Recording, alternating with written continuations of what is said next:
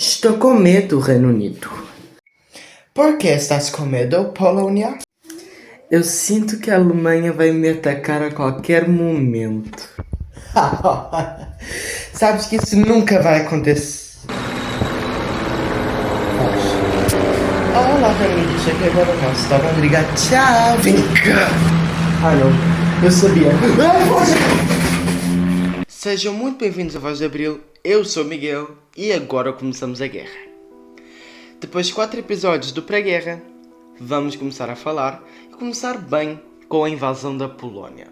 Este é o 5º episódio então da nossa série Projeto 2GM. E não vamos falar só da invasão da Polónia, nós também vamos falar de tudo o que aconteceu até a consolidação dos Balcãs, tirando a Batalha da Grã-Bretanha, que isso vai ver para outro vídeo. Após o Anschluss e a anexação de Sudetenland, Le Bigodudo pensava que o próximo passo não teria consequências, que seria a invasão da Polónia. Mas por que ele queria a Polónia? Porque a Polónia fazia parte do Lembranzum, que é o espaço vital alemão, que era uma ideia nazista que a Alemanha tinha o seu espaço vital, tinha que expandir para esse espaço vital, só assim o povo alemão podia impor-se sobre as outras nações e ser totalmente soberano. Era a Alemanha natural para eles. E a Polónia fazia parte disso.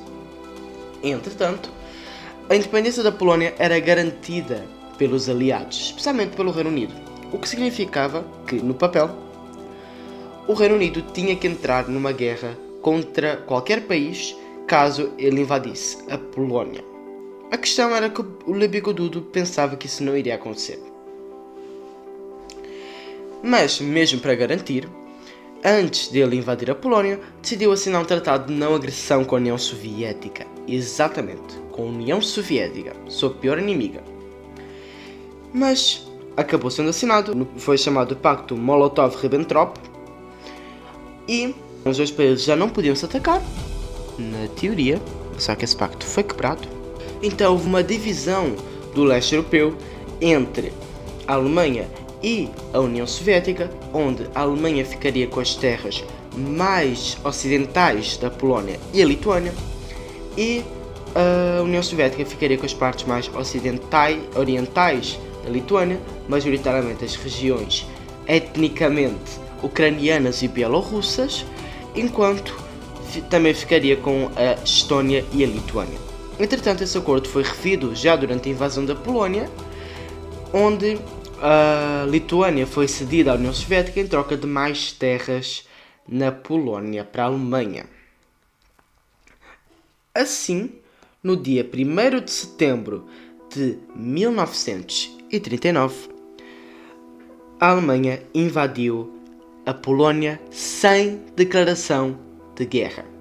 Apenas 2 dias depois, em 3 de setembro, o Reino Unido declarou guerra, juntamente com a França, iniciando a Segunda Guerra Mundial.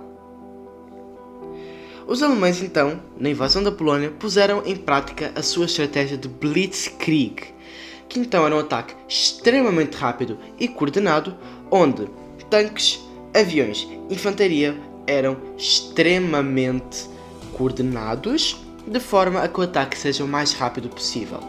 E uma parte muito importante da Blitzkrieg é o fator surpresa. Os inimigos não podem saber onde que é o ataque, como é que vai ser o ataque e quanta gente tem no ataque. Só assim a Blitzkrieg funciona, e quando funciona, funciona muito bem. Tanto que os tanques alemães chegaram em Varsóvia em apenas 7 dias e ficaram num cerco durante um mês. Portanto, apenas um mês depois que eles realmente entraram em Varsóvia. O inesperado foi que a União Soviética entrou do lado da Alemanha na invasão da Polónia, querendo então seus territórios que foi-lhes prometido. Entretanto, os aliados não declararam guerra à União Soviética, pois não queriam um inimigo a mais. Nessa altura, a Itália também não estava em guerra, portanto os aliados só estavam em guerra contra a Alemanha. Portanto, dia 17 de setembro, a União Soviética entrou do lado da Polónia e conquistou vários territórios, fazendo a Polónia se render, pois estaria cercada. Dia 6 de outubro, então, foi o dia oficial da rendição da Polónia. A declaração de guerra entre o do Reino Unido e da França, a Alemanha deixou o alto comando alemão desesperado. Não esperavam que a declaração de guerra chegaria e, portanto, não sabiam o que iam fazer. Entretanto, a França não atacou a Alemanha, pois estava fortificado. E atacar na Renânia, não ia sair muito bem. E os alemães também não atacaram, focaram apenas na Polónia. Essa parte, então, foi conhecida como a Guerra da Mentira. Entretanto, a BAF, em português RAF, que é a Força Expedicional Real, foi-se acumulando na França. O que é a Força Expedicionária Real? É o exército britânico na França. E foi então para a fronteira, mas não havia batalha, até maio de 1940. Após a queda da Polónia, o alto comando alemão começou a pensar como é que iria invadir a França. A primeira opção foi repetir o plano Schlieffen, usado na Primeira Guerra Mundial, que era um plano onde eles focariam na França, invadida pela Bélgica, e depois atacariam a Rússia, porque isto era, no caso, uma guerra da Alemanha contra a França e a Rússia. Só que neste caso não havia a Rússia, portanto era só focar na França. A questão foi, em janeiro de 1940, os planos alemães foram vazados e descobertos pelos aliados. Puseram então tropas na Bélgica e na Holanda. Entretanto, Manstein veio com uma nova ideia. Iriam atacar a Bélgica e os Países Baixos, mas pela região das Ardenas, que era considerada de difícil acesso, para surpreender os aliados, cercar a RAF no Canal da Mancha. Assim poderiam conquistar a França e acabar com o exército britânico. O plano é um sucesso e Churchill, o novo primeiro-ministro, tem de pensar numa forma de tirar a RAF da França, ou essa seria aniquilada. O problema era que a RAF continha mais de 300 mil soldados, então a operação seria quase impossível. Planejou-se o resgate em Dunkerque, pois Calais e outros portos tinham sido destruídos pela Luftwaffe, a força aérea alemã. Esperava-se salvar 45 mil homens, mas uma ordem de parada emitida pelo Bigodudo fez os planos alemães terem que esperar a infantaria, porque queriam que tudo atacasse ao mesmo tempo. Entretanto, a Luftwaffe atacou Dunkerque, mas o tempo de começo estava nublado e a RAF, a Força Aérea Real, contra-atacou, assim como uma divisão que defendeu o perímetro da cidade. Portanto, o bombardeamento só não deu certo porque o tempo estava nublado.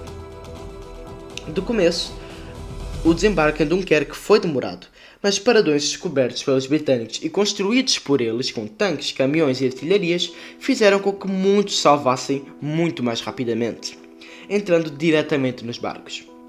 Barcos pessoais e pesqueiros atravessaram o Canal da Mancha para ajudar, enquanto os alemães bombardearam.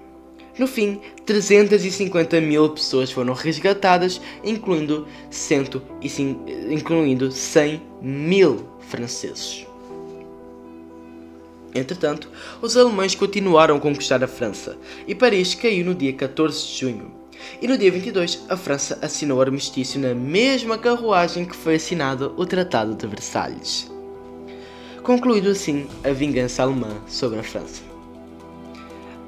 O país se rendeu em apenas 46 dias. Um governo fantoche foi criado no sul da França, na cidade de Vichy, a França de Vichy, cuja lealdade era mantida por chantagens com prisioneiros de guerra franceses, pois a Alemanha tinha mais ou menos uns 2 milhões de prisioneiros de guerra franceses. O Reino Unido então ficou isolado na Europa e lutando nos céus contra a Alemanha, mas essa luta vamos falar no próximo vídeo. E a França nunca parou de tentar resistir, mesmo que poucos tentassem em certas épocas de ocupação. E a guerra só não acabou aqui, por causa de Dunkerque. Se os alemães tivessem conseguido dizimar a RAF, não haveria como a Grã-Bretanha continuar a lutar. Entretanto, no fim da conquista da França, Mussolini e a Itália entraram na guerra do lado dos alemães. A Itália, no dia 28 de outubro de 1940, invadiu a Grécia pela Albânia, mas perdeu desastrosamente, e a Grécia ocupou partes da Albânia. Hitler então ajuda os italianos, invadindo a Iugoslávia juntamente com a Hungria, país que já era alinhado com a Alemanha, e criando estados fantoches na região, como a Croácia. Então, a Iugoslávia cai em 11 dias. Depois, o apoio alemão fez a Grécia cair no dia 1º de junho de 1941, com a Roménia em 1940 e a Bulgária em 1941 entrando também no eixo, procurando recuperar territórios perdidos na Primeira Guerra Mundial, no caso da Bulgária, ou territórios perdidos para a União Soviética, no caso da Roménia. Essa foi a consolidação dos Balcãs, onde agora já não havia mais nenhuma disputa nos Balcãs. O único inimigo real na Europa virou a União Soviética. E ficamos por aqui. Obrigado por assistirem. Próximo vídeo vamos focar nas primeiras derrotas alemãs, nomeadamente a Batalha do Atlântico, a Batalha da Grã-Bretanha e a invasão do Norte de África. E vamos dar o começo para a Operação Barbarossa, só que esta vai ter o seu próprio vídeo. Espero-vos lá e até a próxima.